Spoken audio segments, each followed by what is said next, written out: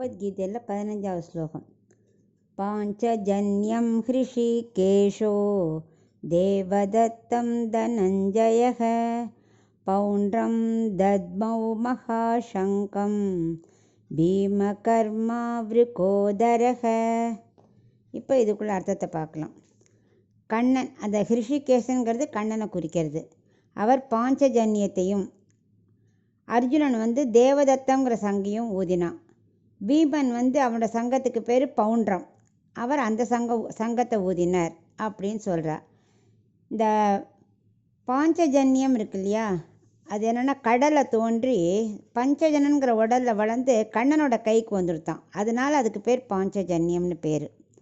இதில் என்ன கம்பேர் பண்ணுறான்னா, தேர் போன்ற நம்ம உடலாம், ஆத்மா பரமாத்மா உள்ளே இருக்குது. அந்த ஒரு தத்துவத்துக்காக அந்த தேரை பற்றி வர்ணிக்கச்சே தேருக்கு நத்திங் பட் அவர் நம்ம உடல் அப்படிங்கிற ஒரு கம்பேரிசன்.